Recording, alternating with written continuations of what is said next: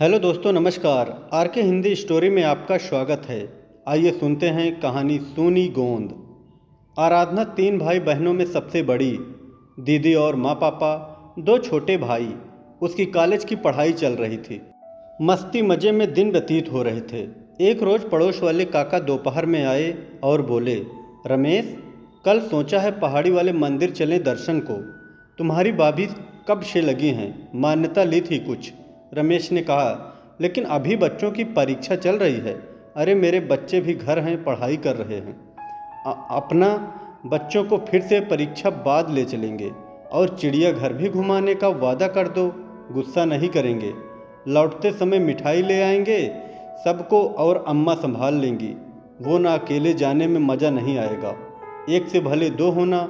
रमेश तैयार हो गया और मालती को भी कह दिया, कल सवेरे जाना है, तैयार समय पर हो जाना।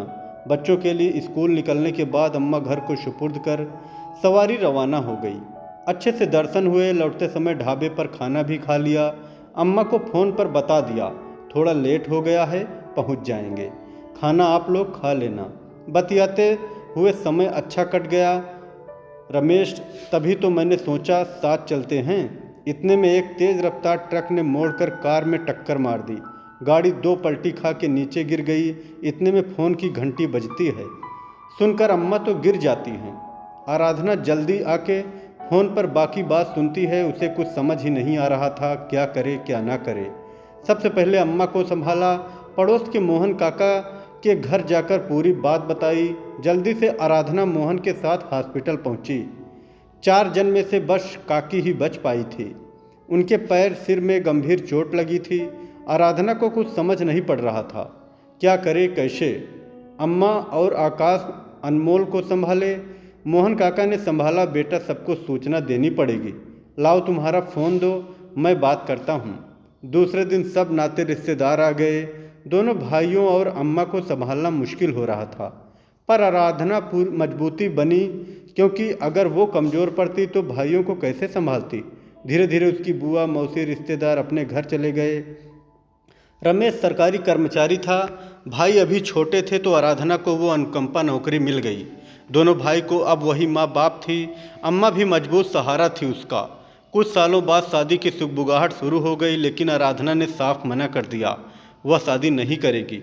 उसके भाई ही उसका परिवार हैं। कोई उसे उसके इस फैसले से हटा नहीं पाया। आकाश ने पढ़ाई पूरी की और बैंक की नौकरी लग गई। जल्द ही उसके रिश्ते आने लगे और आराधना से एक प्यारी सी लड़की चुन ली उसके लिए। बड़े दिनों बाद रौनक लगी। घर में खुशियों का शमा और नाते रिश्तेदार नाच गाना। बुआ आराधना को कहती हैं, बेटा अब तो आकाश की शादी हो गई, बहू आ गई, अब तुम अपने बारे में सोचो। क्या बुआ, ये कोई उम्र है शादी की?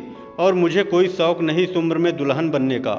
अरे पगली, दोनों भाई कुछ समय बाद अपने परिवार में रम जाएंगे। क्यों अकेलेपन की ज़िंदगी बसर करना चाहती है? तेरी जिद के कारण अब तक हम कुछ न बोले, पर अब मान ले। अरे बुआ, कितनी उम्र हो गई है, कौन बैठा है मेरे लिए अभी तक?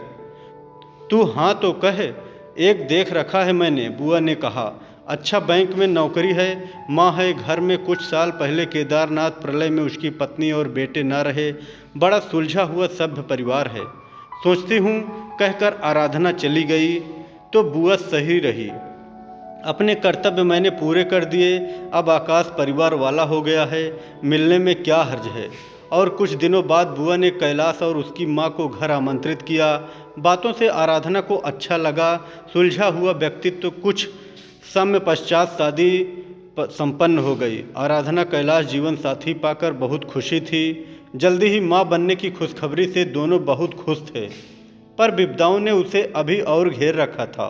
बेटा हुआ नियत समय से पहले और चल बसा बहुत टूटी हुई।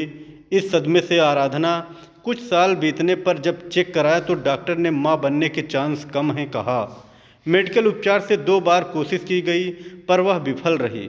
उसने सपने में नहीं सोचा था उसकी गोंद सूनी रहेगी।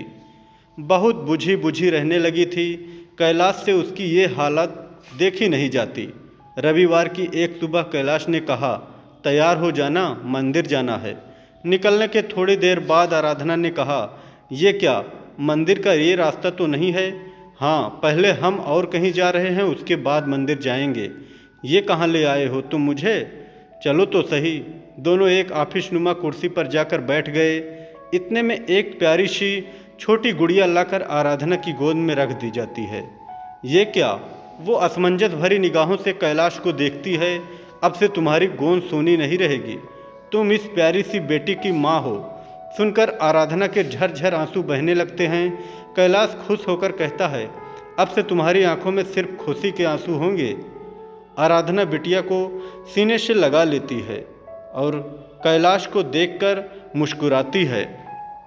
तुमने मेरी जिंदगी को रोशन किया है, आज मेरी सोनी गोंद भर दी। कहानी कैसी लगी कमेंट में ज़रूर बताएं।